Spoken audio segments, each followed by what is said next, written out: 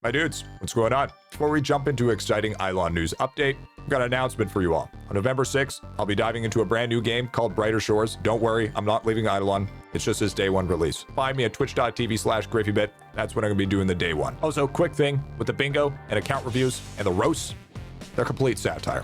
They're not real. I don't actually mean these things. It's just all for entertainment purposes only. So thought I would cover that. But anyways, let's get into the reason why you're here. The upcoming IdleOn update. This one to call in the hole. And if it's shaped up to be, it's going to be one of the biggest updates we've seen that's not world related. So grab your pickaxes because we're going to be doing a little bit of yapping. Apparently, we're going to have 6 new idle gameplay mechanics, 105 bonuses and stat boosts, and 3 new infinite grinds. We only know a little bit of it, so this is pure and utter speculation. First things first, let's talk about the main event. A massive hole that's apparently been discovered in World 5. We don't know exactly what lies down there, but from the teasers, it's looking like more than just a typical cave. This could even be an entire network of caverns. I think there's around 13 to 15 caverns, each with unique resources, challenges, and maybe even some hidden secrets. But if each cavern has its own mechanic, we can definitely assume that this is going to be a massive update. I mean, it is IdleOn, so there's bound to be some surprises as well. I hope it's going to be massive because we've been waiting 3 months for this, and I pray that it's not going to take us like 2 days to complete. Next up, we got some intriguing hints about bonfires, buckets, and mysterious new resources called opals. Looks like we'll be needing to light bonfires, but it's probably in reality just cosmetic. And even use buckets to collect these opals from looking at the well. From what we've seen, these opals could also be tied to civilization bonuses or even idle mechanics, adding a whole new layer of progression.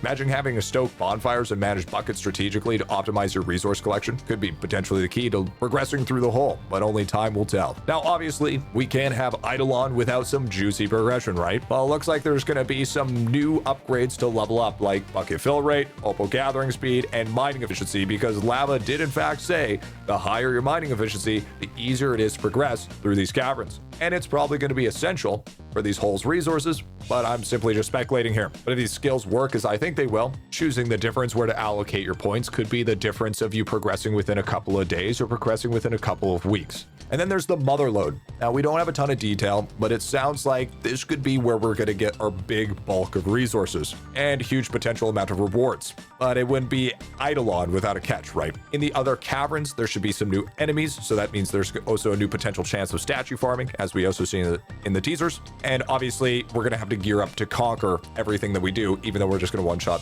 anything anyways. It's probably going to have to tie between your mining efficiency and your civilization to help you progress. We also have something called the well, which looks like it's a place to collect opals or potential change your dirt into opals, but it might be as easy as it sounds. Could involve some strategy in terms of how to manage resources or maybe even balancing risk versus reward. And let's not forget, there was a mention of a challenge, the Monarch event. This could potentially be a new boss fight, or maybe a reoccurring daily challenge, or even weekly, where we can earn special rewards and maybe some sick cosmetics.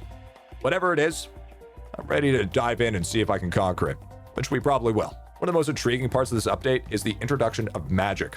It sounds like we'll have 3 types: hole magic, village magic, and IdleOn magic, which I'm taking a guess that hole magic helps you within the hole, village magic helps you in with your civilization, and IdleOn magic is all the bonuses outside the hole. Obviously, each offering different kinds of buffs and abilities. Imagine customizing your build based on which magic you focus on and using different strategies for different parts of the hole. If these magic skills gave us unique advantages in specific areas, we're in for some really interesting gameplay, or maybe a whole new dynamic in gameplay in general. And there's something called the fear meter. This might be tracking how far deep you're willing to go in the hole, or it could just be one of those caverns where it's just a bar and you got to make sure to not get feared. It could also measure the enemies you're facing. There's a chance that the deeper you go, the harder it gets, with rewards scaling up to match the challenge. And then there's talks of endless grind mechanics too, so this update could be catering to everyone from you casual gamers to hardcore grinders. But in retrospect, probably what's going to happen is there's going to be a bunch of endless content, and then the whole update as a whole is just going to be finite content. So there's going to be a little bit of both. And then finally, Lava's giving us some quality of life improvements that we really needed. Definitely appreciated. Little things like double clicking a location to teleport and maxing upgrading Owl and potentially Root in one click. So that will be a treat to farm that stuff, because we all know how hard it is to farm, clicking and holding for 5 to 10 minutes at a time just to reset and do it all over again. There could also be potential things like maybe secret achievements, Easter eggs. I wouldn't be surprised, but you better believe we'll be searching for them. So this is just some yap and some speculation of how I think the next IdleOn update is going to be. Obviously, I'll make a video after it's out of all the stuff that's going on. But let's be honest here, from all the teasers, this Hull could be one of the most ambitious non-world updates ever. And remember, before we head into Hull, I'll also be diving into Brighter Shores on the release of November 6th. So Brighter Shores, November 6th, and then we have the IdleOn update, November 7th. So we have lots of content, and I'm sure you won't want to miss it. But anyways, my dudes, I gotta get back to the guide grind. Let me know in the comment section if you guys like this yap, or if you guys don't care for it. But anyways, stay tuned for the next IdleOn video. Stay safe, happy grinding, and peace out.